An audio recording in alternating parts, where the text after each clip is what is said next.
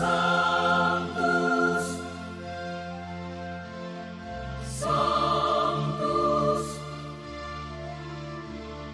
Sanctus Dominus Deus Sabaoth. Bapak, Ibu, dan saudara-saudariku yang terkasih, dalam Tuhan kita Yesus Kristus, salam sejahtera untuk kita semua. Berkat Allah yang Maha Kuasa senantiasa menyertai kita. Hari Rabu tanggal 4 Oktober tahun 2023 adalah peringatan wajib Santo Fransiskus dari Assisi. Giovanni Francesco Bernardone atau Santo Fransiskus lahir di Assisi, Italia Tengah pada tahun 1182. Ia putra kesayangan seorang pedagang kain yang kaya, sehingga menjadi seorang pemuda yang suka berfoya-foya. Ketika sedang berdoa di gereja San Damian di luar kota Assisi, ia merasa dipanggil oleh Tuhan untuk memperbaiki rumah Tuhan yang hampir roboh itu. Berawal dari kejadian itu, ia melepaskan harta warisannya dan mulai mengajak orang untuk bertobat dan berdamai satu sama lain. Pakaiannya diganti dengan sehelai mantel dan sebuah ikat pinggang yang merupakan pakaian para gembala domba dari Umbria, atau pakaian ini pula yang dikenakan oleh biarawan Fransiskan. Dalam waktu yang singkat, banyak orang tertarik dengan cara hidup Santo Fransiskus dan menyebut diri sebagai saudara-saudara Dina yang kemudian disahkan oleh Paus. Semangat Fransiskus ini pula yang mendasari terbentuknya kongregasi suster-suster Fransiskan dan ordo ketiga bagi para awam. Fransiskus sungguh menekankan penghayatan semangat cinta persaudaraan dan kesederhanaan hidup bagi para pengikutnya.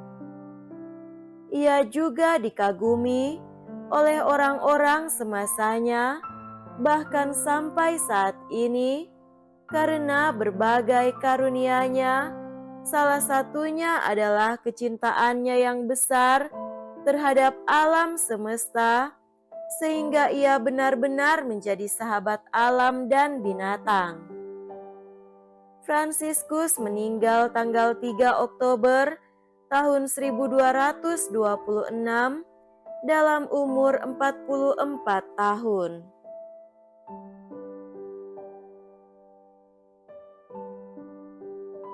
Marilah kita mendengarkan dan merenungkan bacaan-bacaan kitab suci. Bacaan pertama dari kitab Nehemia bab 2 ayat 1 sampai 8. Pada bulan Nisan, pada tahun ke-20 pemerintahan Raja Artasasta, ketika menjadi tugasku menyediakan anggur, aku mengangkat anggur dan menghidangkannya kepada raja.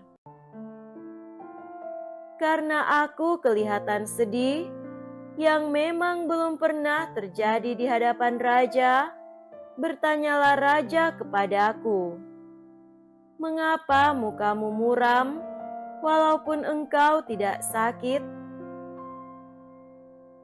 Engkau tentu sedih hati. Aku lalu menjadi sangat takut. Jawabku kepada raja, "Hiduplah raja untuk selamanya. Bagaimana mukaku tidak akan muram kalau kota tempat makam leluhurku telah menjadi reruntuhan dan pintu-pintu gerbangnya habis dimakan api? Kata raja kepadaku, "Jadi, apa yang kau inginkan?" Aku berdoa kepada Allah semesta langit, kemudian menjawab kepada raja, "Jika raja menganggap baik dan berkenan kepada hambamu ini, utuslah hambamu ini ke Yehuda, ke kota makam leluhur hamba, supaya hamba ini membangunnya kembali." Maka bertanyalah raja kepadaku, sedang permaisuri duduk di sampingnya, "Berapa lama engkau akan pergi, dan bila mana engkau akan kembali?" Dan raja berkenan mengutus aku, sesudah aku menyebut suatu jangka waktu kepadanya. Maka berkatalah aku kepada raja, "Jika raja menganggap baik, berilah aku surat bagi bupati-bupati di daerah seberang sungai Efrat, supaya mereka memperbolehkan aku lewat sampai aku tiba di Yehuda. Juga sepucuk surat bagi Asaf pengawas taman raja, supaya dia memberi aku kayu untuk memasang balok-balok pada pintu-pintu gerbang di benteng bait suci, untuk tembok kota dan untuk rumah yang akan kudiami." Dan raja mengabulkan permohonanku, karena tangan Allahku yang murah melindungi aku. Demikianlah sabda Tuhan. Syukur kepada Allah.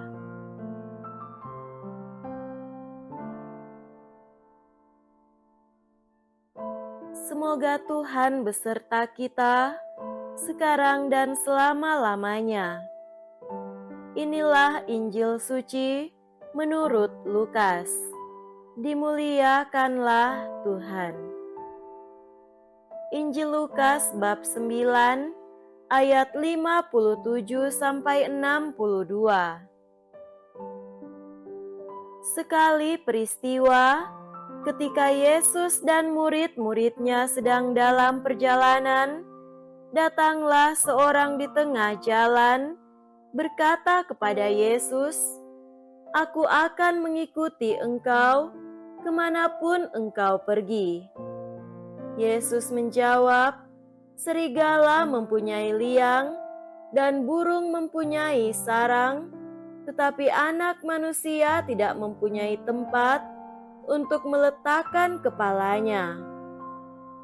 Lalu kepada orang lain Yesus berkata, "Ikutlah aku." Berkatalah orang itu, "Izinkanlah aku pergi dahulu menguburkan Bapakku." Tetapi Yesus menjawab, "Biarlah orang mati menguburkan orang mati. Tetapi engkau pergilah dan wartakanlah kerajaan Allah di mana-mana." Seorang lain lagi berkata, "Tuhan, aku akan mengikuti engkau, tetapi izinkanlah aku pamitan dahulu dengan keluargaku." Tetapi Yesus berkata, "Setiap orang yang siap untuk membajak, tetapi menoleh ke belakang, tidak layak untuk kerajaan Allah." Demikianlah sabda Tuhan. Terpujilah Kristus.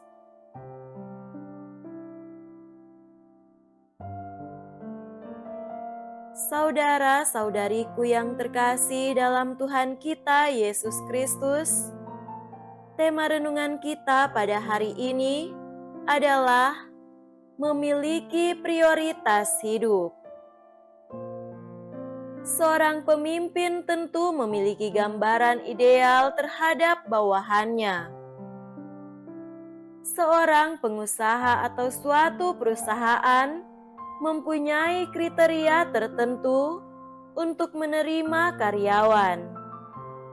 Setiap pemimpin memiliki harapan tinggi terhadap orang yang dipimpinnya sebagaimana para bawahan dan pekerja memiliki harapan yang tinggi terhadap pemimpinnya. Salah satu dari banyak harapan itu adalah seseorang harus memiliki kesungguhan hati, keteguhan iman dan komitmen, serta dedikasi yang tinggi terhadap lembaga tertentu. Kualitas pribadi sedemikian tentu amat diharapkan dari setiap umat beriman. Kalau Yesus mengatakan bahwa Anak Manusia tidak mempunyai tempat untuk meletakkan kepalanya, itu berarti bahwa tidak ada satupun hal duniawi ini yang menjadi prioritas hidup Yesus. Kenyamanan, kesenangan, kenikmatan, dan sederetan hal-hal yang memanjakan tubuh tak membuat seseorang memiliki komitmen. Ia harus melampaui segalanya dan mengatasi segala kenikmatan dunia yang menggoda tubuh. Saudara-saudari terkasih, segala alasan seperti menguburkan orang mati atau berpamitan pada keluarga kerap kelihatan luhur dan wajib, tetapi banyak kali di balik itu, seseorang mau menampilkan kekecualian-kekecualian tertentu dan memberi syarat-syarat tertentu untuk kepentingan dan kenyamanan diri daripada mau dengan rela dan penuh komitmen mengikuti syarat-syarat yang ditetapkan Yesus. Orang yang membajak tetapi menoleh ke belakang adalah simbol seorang yang ragu-ragu, pelin-pelan, tak punya pendirian. Jika memiliki keteguhan hati, komitmen tinggi, curahkanlah perhatian, tenaga, waktu, energi, dan segalanya untuk segala kemuliaan Tuhan, dan bukan setengah-setengah, ragu-ragu atau malah mencari keuntungan bagi diri sendiri. Semoga demikian. Amin.